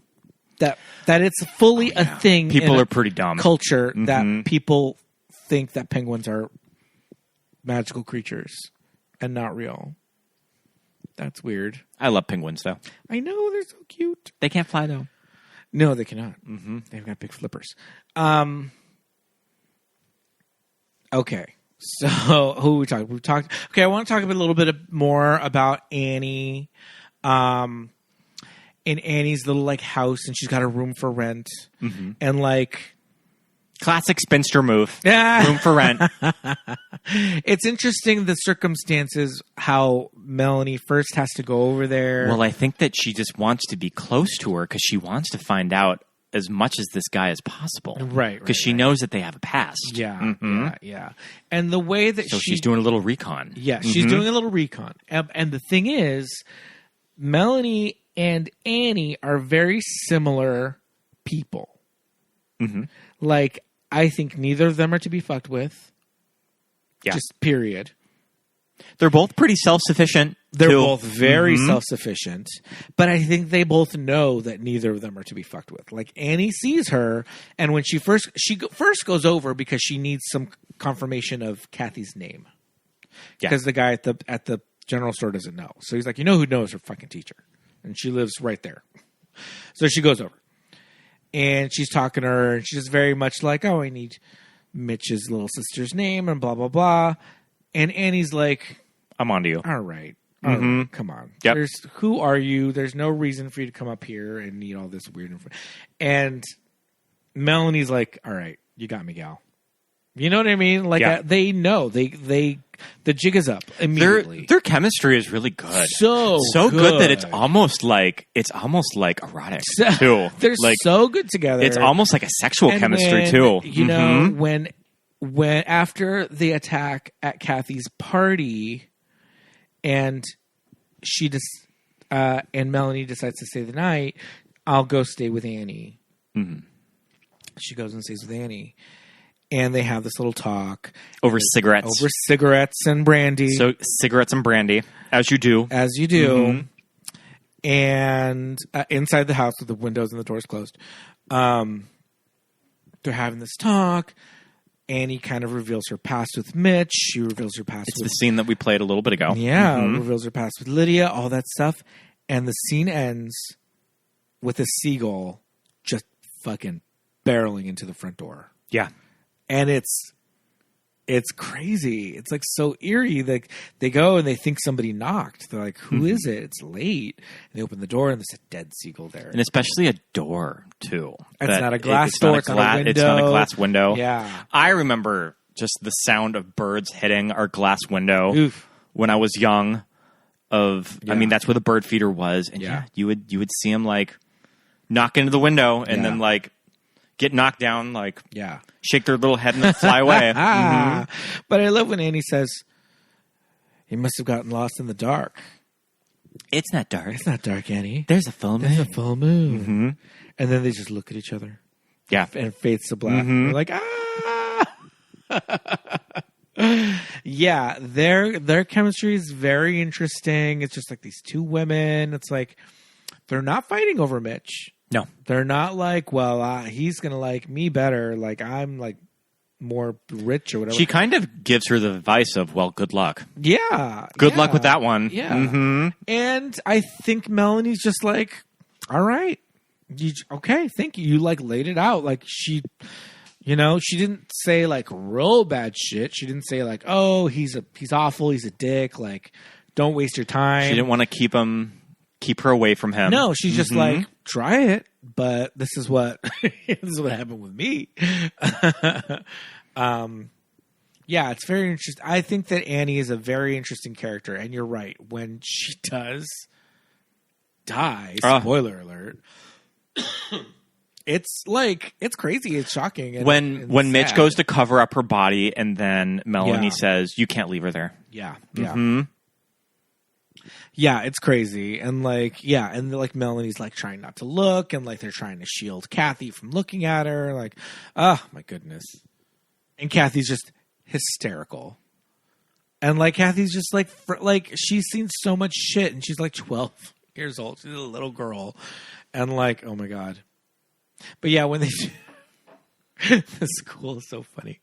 When they go into the school and Annie's like, all right, children, we're going to show Miss Daniels how we quietly do a fire drill. But all the kids, you can tell all the kids were coached to be like, okay, you're going to leave class, but you're like surprised. So you're like, what? Leave class? And they kind of all say at the same time, like, leave class. But they're not supposed to say it all at the same time, but they kind of do. And they all keep like repeating what she's saying, like, go home. It's really funny. It's kind of like, it's that famous movie blooper in North by Northwest when they fire the gun. Oh, and the little boy covers his ears. The little boy covering his ears a couple seconds before. Mm-hmm. It's like, it's kind of stuff like that. Yeah. But it's cute. And there's a bunch of these little kids, and then they all just get fucking annihilated by get pegged by all of these ravens outside. It's mostly seagulls too, though. That's the thing. It's the crows that are sitting on the jungle gym. Are they kind of the decoys? Yeah, and then the seagulls are the ones that come and get the kids. I didn't think of that, but maybe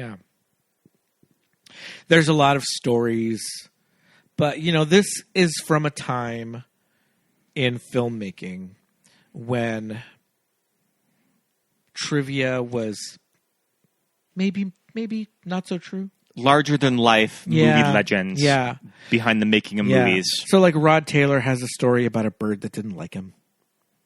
And this bird would always bite me. I mean, I'm sure that a lot of birds didn't like these cast members. And then the bird would just come and bite me every single time, and this bird hated me. And it's like, girl, first of all, how did you know it was the same bird? Mm-hmm. There's probably a lot of birds that did not like you, Rod Taylor. And he just has and it's just a funny little Rod Taylor story. It's like, I'm Rod Taylor. I was in the birds. I'm going to tell this funny story about a bird that didn't like me and just bit me all the time. And I'm going to tell that story for decades. On Merv Griffin. Yep. And on Dick Cavett. And, on Johnny. And he just told the story. And it was just, and people laughed and laughed and laughed. And Rod Taylor could tell a funny story. And and it's, it's Judy Garland saying that, we're off to see the wizard. They kept like squeezing in to get into the shot and pushing her out of frame, and it's like, girl, that didn't happen. Mm-hmm.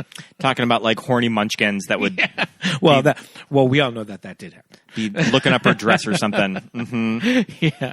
Yeah, but I'm sure with that many live animals on set, it was kind of crazy. I mean, you talked about the type of scenes that you're familiar with even before you watch the movie, and I feel like the big one for this, it's the phone booth scene. Is when Melanie runs out of the cafe and she goes in the phone booth to escape the birds, and these fucking birds are dive bombing this glass phone booth. Yeah, that scene is crazy. There's an SNL sketch with Kate McKinnon. Yep, but I forgot what the gag is. Yeah, I didn't rewatch it. There is one. I didn't rewatch it. I mean, I always think of Mole Man. Hans Moleman. What episode of The Simpsons is that from? Gosh. Where they do a birds parody. Is it Itchy and Scratchy Land? Yeah, I think so. Marge that's right. She wanted to go to the bird sanctuary. Yeah. Mm-hmm. But they cut to the bird sanctuary, and this is happening. I need the biggest sea bell you have. No, that's too big. I like that Hans Moleman got to be the Hitchcock Blonde. They have a bird feeder in the shape of a 50s diner. It's on a really tall pole. I've already planned our family vacation. We're going to the bird sanctuary. Mm-hmm. Is it in Ogdenville? Oh, man. Okay. So, I think that the phone booth scene is iconic. Mm-hmm. I think that the kids running away from school. Oh yeah. This movie has multiple famous scenes in it. I remember my Uncle George saying that they were running on a treadmill, the kids, because it's very like sodium vapor blue screen process. And Hitchcock liked to shoot a lot of that in studios, so they probably were. And he's like, they're running on a treadmill. I was like, how do you know? And then also famously is Melanie's final showdown. Okay, so I mentioned it before, but the last 20 minutes of this movie are harrowing. Yeah. Of when they're in that house and the birds are trying to get in the house. They have everything blocked up. They're still trying to get through. Yeah. Mitch is like moving hutches and stuff to try to like block the door. Mm-hmm. And after all of this, Mitch is like attacked by a seagull. It's biting his hand. And biting his goddamn hand. This bird. Oh my God. Yeah. I mean, this is also like a classic horror movie scene of don't go upstairs. Yes. Melanie, why are you going upstairs? Girl, don't go. Why are you going up there? You're going up alone. Why are you going up there alone? Yeah. Mm-hmm. Well, she hears something in the bedroom. Yeah. And I mean, there is a fucking busted ass hole in the roof. Mm-hmm.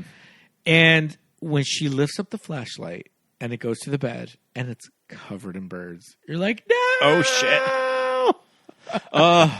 Poor Tippi in this scene of what they did to her to get this sequence. I mean, people don't really... So this is the legend. I mean, this is the legend. I mean, people kind of love to talk about the shower scene and how technical that is. Yeah. But, I mean, this scene's also crazy because you're using live animals during it. Yeah. This is the legend of them throwing birds at her. And quite literally throwing birds at her in those shots. Yeah. Mm-hmm. Yeah. And I don't know, I feel like, didn't she have like the flu or something? Like it keeps piling on, like how bad it was, like to shoot this scene. I mean, and you know, any film instructor worth his salt will tell you that this whole scene it's a montage. Yeah, it's shot in montage, which just means it's a collection of shots. You know, just a very definition of what a montage scene is. And montage. Well, you know, when we think of a montage today, we think of like mise en scène. Well, yes, but I mean, if you think of a montage, you think of like, oh, we're training for the big like karate match, and like now we're on the beach, Rocky style, we're in the garage, and now we're in the woods. But it's like, no, a montage can just be her blocking the only way out with her own body, and all these birds flying at her, and it's just all these shots cut together to create this scene that you're just like, oh my God, when will it end? I mean, Hitch felt like he had to, sort of raise the stakes after making Psycho. Yes. That he had to top the Janet Leigh shower scene with something very similar, and this is what we got. Mm-hmm. There's also the scene, which I think is so wild, and I don't think it really gets talked about that much, is when they're in the restaurant, and they're looking out the window, and they see the explosions, and it is another montage, and it cuts to the explosion, and then back to them in the window, and it's not a still shot, it's a moving shot, but Melanie is still. Yeah. And then every time they cut back to her, she's got like a different pose. It's very like Tyra, like pose and look away and pose. And she's just like, she's frozen and she's making a face and she's like, shrieking in fear, but she's frozen. And the people behind her are still moving and active. And you can tell it's rolling. It's not a still image. Yeah. And then it cuts and then it's back to her. It's so cool. I think it's cool. I think it's like crazy. Like I've never seen anything before or since like this little collection of like 8 shots or whatever. he never reproduced anything like that. Nobody else has ever really done anything as similar as it. And that's so interesting because cool. I feel like that shot really isn't talked about. No, too. Yeah, and it's just so like I don't know. It's so like avant-garde and like crazy, but I love it because it's Tippi just looking fabulous and beautiful and everything, but she's just like shrieking in horror. And like each shot, she's looking in a different direction. Now she's looking up into the corner. Now she's looking down and pointing, and now she's looking away to the right and to the left. And it's just a couple of them, and it goes by really quickly. And there's all these explosions and crazy things going on that I don't know if maybe people just miss it. Or like blink and you miss it kind of a thing. And there's so much happening in the scene too. There's a lot happening in that scene. And it's right before the phone booth, and a man lights a cigar standing in a puddle of gasoline. Now, was that the man that was drinking at the bar? That's the man that Rachel Dratch was going to follow back to San Francisco. Yeah. So he was just like, I'm gonna have my fucking. He had one too many drinking and driving cigar, and just like blows himself up. Just smoking at the gas pump. You know how you do. Wild. And so I just think like the combination of the crazy weird bird sounds and the nose score and all that, and then the final showdown in the house when it's just them, and they're just waiting, and then you start hearing the bird shrieks. They ramp up into this like crescendo that is insane. And that's when they finally start attacking the house. That noise is like, oh shit. It's just this crazy like ramping of the weird synthesizer bird noises. And then it just goes into this like crazy vortex of just like whoosh. And then they start attacking. And once Melanie is kind of attacked in the room and they bring her out, she's just like catatonic the whole rest of the movie. Straight up PTSD. This woman will never be the same. Yeah. her and Melanie and Kathy are both just like sitting in a room, like playing with like baby toys. Like, because they're just like cuckoo. Did you see the sequel? The Birds 2 Land's End? I think I remember catching a little bit of it on TV when I was a kid on like TNT. I did not see it. And this is famously Tippi Hedren is in it, but not playing Melanie. And I think it was one of those things that she donated her entire salary to probably to the Shambhala Reserve. Yeah, probably. Exactly. That's probably why she took it. Yeah. Birdemic, Shock and Awe. Shock and Terror. I mean, you love Birdemic, Shock and Terror. It's so stupid. Listeners. It's so stupid. It's like, it's not even so bad it's good. It's so bad it's bad. It's like, it's pretty terrible. Oh my God. Yeah, it is. It's like in no way are they just. It's lazy. It's everything. There was a Birds remake that was announced. I can't remember what director was attached to it, but you mentioned Melanie. You mentioned Naomi Watts at the top of the show, but Naomi Watts was attached to it. Oh, was she? She was supposed to do a Birds remake at one point. Okay, that's sounding familiar. Do you remember Vanity Fair when they did a Hitchcock Hollywood issue where they had all of these movie stars kind of doing photo shoots? Jennifer Jason Leigh? No. Who was it? It was Jodie Foster. It was Jodie. And it was the phone booth scene. Okay. Yep. That was the bird shot. All right. Gosh, who was in that? I remember Gwyneth and Robert Downey Jr. were Jimmy Stewart and Grace Kelly in Rear Window. Okay. Who else? Marion Cotillard was Janet Leigh in Psycho. Oh. But yeah, I remember that issue when I was in college. All right. All right. And I always loved all of the Hollywood issues where they would do photo shoots like that. You know what's kind of interesting about Hitchcock and his career is I've seen all of the big movies. I've seen everything in our box set, but there are movies that I have not seen. I've never seen To Catch a Thief. I haven't seen Rebecca, surprisingly, and that movie has a lot of homosexual subtext in it, from what I understand. So we could cover it on the show if somebody really wants to do it. Or, I mean, maybe we could just watch it. Have you seen Rope? I have never seen Rope, and I know that's the big gay movie. Come on. Leopold and Loeb. I remember when we watched the Anthony Hopkins Hitchcock movie, when they were talking to the Anthony Perkins character, he said that his favorite movie was Rope, and I think that you laughed out loud. Because of course that would be your favorite Hitchcock movie. I've never seen Strangers on a Train. Ooh, I love Strangers on a Train. I love Patricia Highsmith too. Chris Cross. Talented Mr. Ripley. I need to see that. I haven't seen a lot of his weird later movies. The Julie Andrews movie that she did with Paul Newman, Torn Curtain. The Karen Black one I've never seen. Family Plot. I know that movie's supposed to be not great. It's like one of his last movies, but there are still some blind spots with Alfred Hitchcock. And that's right. He also has English movies that he made before he came to Hollywood too. I mean, I've seen Notorious, and that's it. Right. I haven't seen The Trouble with Harry. I haven't seen The Man Who Knew Too Much. Love Rear Window. Love Strangers on a Train. Rope.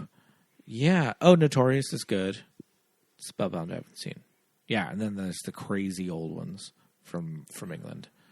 But I feel like I saw Vertigo really late too. Oh. Like I didn't see that movie until my 20s. Yeah. Yeah, I feel like I didn't see it until my 20s either. I was like 25 when I first watched Vertigo. Yeah. Have you ever seen Vertigo in the theater? I remember I went to it when TCM does their classics. Every month I saw it at the Lamely Playhouse. I love the Playhouse. Oh, where was I? Work. You were at work. See? It was a rainy Pasadena day. There you go. Yep. No, I haven't seen it. Yeah. But I love Vertigo, though. I remember one of the first times I went to San Francisco alone, I did a whole Vertigo walking tour by myself. That's cool. I found Jimmy Stewart's apartment, and I found the woman, Kim Novak? Kim Novak's apartment. Yep. And I went down to where Kim Novak jumps into the bay. And it was right after 9/11, and I couldn't get that close to the. They put up a fence. I'm gonna that's very post 9/11. I'm gonna go and vomit or something. Yeah, that you couldn't get close to the bridge. Yeah. I got pretty close, but not that close. But yeah, I did a whole walking tour by myself because I loved Vertigo that much. But yeah, I think Psycho is one of my, if not my favorite movie. It's probably Psycho. Like if people ask me what's my favorite movie, I think I would say Psycho. A week and a half ago, we just put it on. It was late at night, and I was just like, "Oh, they added Psycho to Netflix. I want to watch a little bit of it. It looks like trash, and that transfer looks like garbage." So we got out our nice Blu-ray set that your ma gave me for Christmas, and that set has all the hits too. Yeah, if you they added Psycho and Rear Window to Netflix in their standard definition. Yeah, they look like they were ripped off of a VHS tape. I think you're watching them on like Tubi or like Pluto or something. I feel like Pluto transfers are probably nicer, better. Yeah. Yeah, but I mean, yeah, I feel like there's always queer subtext in these old Alfred Hitchcock movies of that he was putting something in there, even though this movie probably doesn't have anything blatant in it. You get the mommy's boy stuff. Yeah. You get the character of the school teacher. Is she a sort of a coded lesbian? Maybe, I don't know. Yeah, I mean, no, you're absolutely right. I had never really read Annie and Melanie that way, but like when I think about it, it completely makes total sense. And like I mentioned before, is that I think that gay men just want to put themselves in the beautiful heroines. Oh, absolutely. Like high heels as she's going to pursue this man up the coast. Yeah, totally. Yeah, and I think especially at the time, if you were like a queer person, like there weren't that many avenues to explore. So if there was somebody that was like you think could be a bite, it's like you're gonna go out of your way to like to follow up on it. So it's like, yeah, I'll drive out of my way to like go and do this thing, and then maybe something will come of it. It's like you got to explore all these options when you don't have that many paths to take. So it's a very interesting take on this character, and I love it. But yeah, I mean, if you've always thought that this movie is campy, if it's more funny than scary, I urge you to watch it. Sit down and watch it all the way through. And it's a fascinating watch, and it is very of its time. But it's so well done, and everybody's beautiful, and everybody is well spoken, but it is scary as hell, and it has influenced so many movies. Watch it back to back with Psycho. Oh yeah, easy. Kind of two movies. Kind of see where the progression was. Yes. I still haven't seen Marnie. I've never seen Marnie, too. Well, there you go. I mean, it has 60 Sean Connery in it. I'm telling you. And Tippi. That'll be next on our list. But I mean, have we taken care of it? I mean, I think have we done the thing? We covered a lot of ground. I'm glad that we got to an older movie on the show. It's been a while since we've done the classics. Absolutely, yeah. We're going to be doing more, too. There is more older movies that I have planned for later in the summer. Okay, good. Well, then stick around and check those out coming up. But yeah, go and revisit the Hitchcock classics. They're still good, you guys. Pete, this was a fun episode with just us. Absolutely. I love the episodes with just us. They're lots of fun. And this is going to be a very, very quick turnaround. So, oh, yeah. This episode's going up in like an hour. Yeah, absolutely. But I think it's that time in the episode. Patreon shout-outs? Let's hear them. Patreon shout-outs.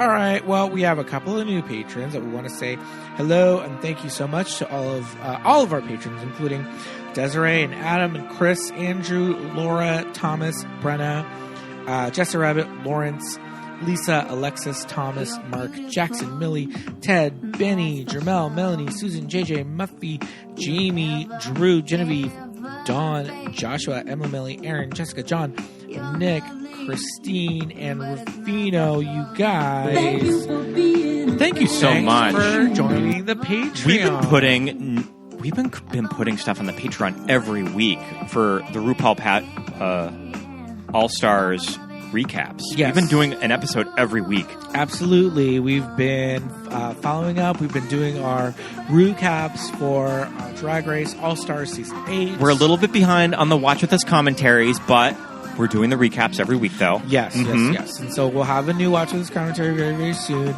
Patrons, if you have a movie that you would love to... for us to record a commentary whilst we're watching, let us know, and we will possibly, do a commentary for that movie. But we're thinking of some new ones, and we'll have one up soon. But in the meantime, enjoy the recaps. Monday, and I think that after this season of Drag Race ends, I think that we're going to be figuring out more. We're going to be doing more TV, more fun television stuff to do. Yes. On the show every few weeks. Absolutely. So keeping on with the Patreon. Patreon.com/movies that made us gay. There are 3 different levels with 3 different tiers and lots of fun stuff. So there's over 30 Watch With Us commentaries. So if you join at the $10 level, you get to listen to all 30 plus of the commentary tracks. You can listen to them just as a bonus episode, how you normally listen, or we give you instructions on how to sync it up with the movie. If you have the DVD or if it's streaming somewhere online, we give you instructions on how to sync it up, and you can watch with us. So it's lots of fun. It's audio only, but it's really, really cool. So check that out. We'd also love it if you would subscribe to the show on whatever platform that you listen on and give us a review. Yeah, give us a review. Give us 5 stars. We would love to see that. Yes, if you're on Apple Podcasts or Spotify, you can rate us 5 stars. Please do that. And if you're on Apple Podcasts exclusively, you can write a review. And we love, any reviews that come our way. They help us a lot, and we love reading them, and we'll read any new ones on an upcoming episode. So check that out. And you can follow our socials. We're at Movies That Made Us Gay on Instagram. Twitter is a mess at this point. It's really only useful for pornography, but we're still there. So, if gotta love that. Yeah, gotta love that Twitter porn. If you're still on Twitter and you want to follow us there, we're at MTMEG Pod. But yeah, if you want to follow our personals, Yeah, I'm Scott Youngballer on Instagram, and follow my letterbox. Yes, indeed. I am at Peter Lasagna on Instagram, also on Twitter. So you can follow me there if you are so inclined. But otherwise, follow the show. Keep on listening, and we will see you next week, everybody. Bye. Bye.